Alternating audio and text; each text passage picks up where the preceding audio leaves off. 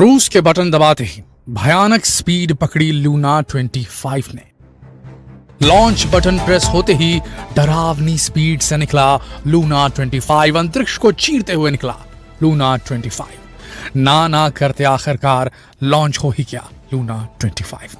सबसे बड़ी बात दोस्तों, जिस लूनर ट्रेजेक्टरी में, जिस हाईवे की हम बात किया करते थे, चंद्रमा की ओर जाने वाले हाईवे की हम बात किया करते थे, जिस लूनर ट्रेजेक्टरी में चंद्रयान 3 को इंजेक्ट होने में, लूनर ट्रेजेक्टरी ट्रांसफर होने में 18 दिन से भी ज्यादा का वक्त लगा था, उसे महज 80 मिनट में अचीव कर लिया लूना 25 ने। सोचिए कितना तेज है लूना 25। सबसे बड़ी बात, जिस रॉकेट से इसे लॉन्च किया गया, जो उसमें अपर स्टेज लगा हुआ है फ्रिगाट नाम का, उसके अंदर इतनी शक्ति है तो उसे 5 दिन के अंदर चंद्रमा की ऑर्बिट में सेटल कर देगा। जी हां दोस्तों, ये एक बड़ी खबर है। अगर लूना 25 का सब कुछ सही रहा तो अगस्त 16 को लूना 25 60 मील के दायरे में पहुंच जाएगा चंद्रमा के, यानी कि लगभग मान के चलिए 96 किलोमीटर करीब होगा चंद्रमा की सरफेस के, सिर्फ 16 अगस्त तक। समझिए इस बात को। और हमें पूरे 17 अगस्त लगेंगे। 17 अगस्त को यह प्लान किया गया है इसरो की तरफ से कि वो प्रोपल्शन मॉड्यूल को अलग करेगा लैंडर मॉड्यूल से, और उसके बाद लैंडर मॉड्यूल की 4 से 5 दिन तक के डी ऑर्बिटिंग होनी है और 23 अगस्त को अटेम्प्ट करेगा लैंडिंग। इससे साफ क्लियर हो रहा है दोस्तों, अगर सब कुछ सही गया लूना 25 के लिए तो हो सकता है जिस प्रकार का प्लान बताया गया है, प्रोसेस बताया गया है रॉसकॉस्मोस की तरफ से, उस हिसाब से 21 अगस्त को ही लैंड कर जाएगा लूना 25, भारत से पहले, इसरो से पहले, चंद्रयान 3 से पहले, और इतिहास रच देगा। जी हाँ दोस्तों, ये एक रियलिटी है। कुछ ज्यादा लेट भी हुआ तो वो 23 तारीख को ही उतरेगा, और 23 तारीख को सुबह के वक्त उतरेगा और शाम के वक्त इसरो ने लैंडिंग प्लान की चंद्रयान 3 की। तो दोस्तों, यहां पर एक चीज तो है कि लगता है कि हम जो सोच रहे थे, हम भारतवासी जो सोच रहे थे, और कई लोग ऐसा सोच रहे थे कि इसरो जो है वो इतिहास रचेगा, हमारा चंद्रयान 3 इतिहास रचेगा, साउथ पोल ऑफ मून में उतरने वाला सबसे पहला स्पेसक्राफ्ट बनकर। अब लगता है उन उम्मीदों पर पार्शियल ग्रहण लग चुका है। वीडियो की रशिया के, तो आपको एक बात जानकर थोड़ा सा आश्चर्य होगा। सोवियत एरा काफी लेजेंडरी था स्पेस वॉर और स्पेस रेस में रशिया के लिए। उस वक्त का सोवियत यूनियन जो था, अविभाजित सोवियत यूनियन, बाद में जब उसका विखंडन हुआ तो उसके बाद रशिया ने जितने भी स्पेस लैंडिंग मिशन भेजे, हम ऑर्बिटिंग मिशन की काउंट नहीं कर रहे हैं यहां पर, लैंडिंग मिशन जितने भी भेजे रशिया ने अपने एरा में, उसमें 2 लैंडिंग अटेम्प्ट इसने किए और दोनों लैंडिंग अटेम्प्ट इसके पैसिफिक ओशन में गिर गए थे। ये एक रियलिटी है।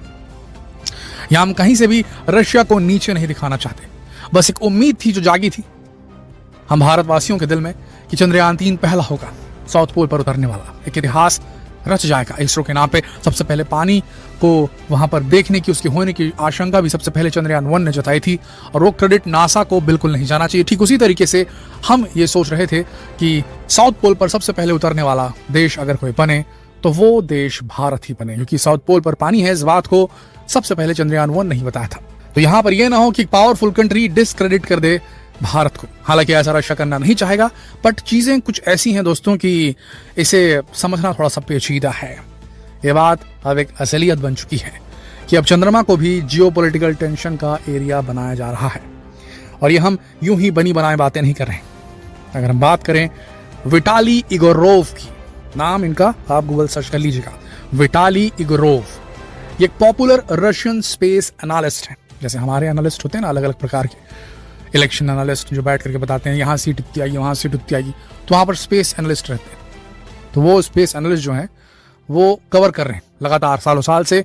सोवियत एरा में भी उन्होंने कवर किया है किस प्रकार से रशिया ने पैसों को फूंक दिया था पूरी तरीके से स्पेस रेस में अमेरिका के अगेंस्ट, और उन्होंने बहुत क्लोजली वॉच किया है लूना 25 की प्रोग्रेशन को भी। और विटाली इगोरोव जो कि पॉपुलर रशियन स्पेस एनालिस्ट हैं, उनका सीधा कहना है, हम इंग्लिश में बोलते हैं फिर हिंदी ट्रांसलेट करेंगे, study of the moon is not the goal. समझ रहे आप? मून को स्टडी करना, मून को समझना, मून का अध्ययन करना मेन गोल नहीं है लूना 25 का। इनकी बात बता रहे हैं, इनकी कथन बता रहे हैं आपको, विटाली इगोरोव का, पॉपुलर रशियन स्पेस एनालिस्ट का। उनके हिसाब से लूना 25 का गोल है the goal is political competition between two super powers, China and the USA, and a number of other countries which also want to claim the title of space superpower. पहला part तो चलो ठीक है ना, political competition करना चाहते हैं to super powers के साथ में। लोग कौन सुपर पावर्स? चाइना और अमेरिका, ये इनका कहना है। आगे बोलते हैं इसके अलावा a number of other countries which also want to claim the title of space super power, मतलब Bharat a number of countries में शामिल हो गए, मतलब भेड़ों में शामिल हो गए हम, इनके हिसाब से, इनके कथन के हिसाब से, जो ये देखते हैं वहाँ के जो स्पेस एनालिस्ट जैसे देखते हैं उस हिसाब से।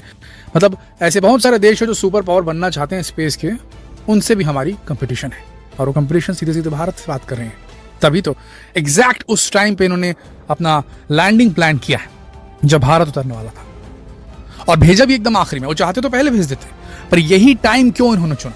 ठीक है, एक एंगल ये हो सकता है कि भाई जो लूनर डे होता है, चंद्रमा पे एक दिन जो होता है वो 14 दिन का वहाँ सुबह होता है और 14 दिन की वहाँ पर रात होती है। 28 दिन हमारी धरती के जो होते हैं वो वहाँ के एक दिन और रात होते हैं।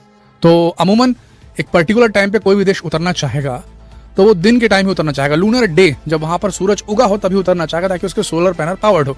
एक एंगल दिमाग में आता है, पर यहाँ पर फिर से शंका आ जाती है। वो शंका इस प्रकार से आती है क्योंकि भैया इन्होंने अंदर ही कुछ इसके डाल के भेजा है, बैटरी वगैरह, ये रियलिटी है। सोलर पैनल भी लगाए हैं पर अंदर कुछ बैटरी डाल के भेजी इन्होंने लूना 25 में, क्योंकि इनके हिसाब से, भाई हमारे हिसाब से जो इसरो वाला है चंद्रयान 3, वो सिर्फ 14 लूनर डेज तक के, वो सिर्फ 14 दिन, धरती के 14 दिनों तक के वहां स्टे करेगा। 14 जो डे टाइम रहेगा वहां पर लूनर, उसके बाद उसका खत्म है कहानी चंद्रयान 3 का। लेकिन रशिया का कहना है कि 1 साल तक वहां ऑपरेट करेगा। तो भाई जब वो 1 साल तक ऑपरेट कर सकता था तो उसे इसी पर्टिकुलर मोमेंट पर उतारना, लूनर डे वाली बात तो यहाँ पर हजम नहीं होती, ये एंगल समझ में नहीं आता। तो आपको क्या लगता है दोस्तों, क्या रशिया भारत से ही कंपीट कर रहा है? ये जो कंपिटिटिवनेस की जो ये भूत है इनके अंदर, जो कंपिटिटिवनेस का भूत है, पॉलिटिकल कंपटीशन का भूत है इन सुपर पावर कंट्रीज के अंदर, क्या ये मानव जाति को रोक रहा है असली अध्ययन करने से? अगर नहीं रोक रहा होता तो आज से 50 साल पहले खोज चुके होते लोग कि पानी वहां पर नहीं खोज पाए। भारत कूल एंड काम माइंड से एनर्जी इफिशिएंट मिशन भेज रहा है, कम फ्यूल कम रॉकेट के बजट के साथ में, और अपने टाइम से वहां पहुंच रहा है, और हर बार कुछ नया खोज करके निकाल रहा है। और ये लोग वहां सिर्फ अपना डेमोन्स्ट्रेट करने जाते हैं कि हम उतर सकते हैं, हम यहाँ पैर रख सकते हैं, पहले उतरेंगे, first man in moon, first man in अंतरिक्ष, स्पेस, जो भी कह लो। तो क्या ये सही है? किसका अप्रोच सही लगता है आपको?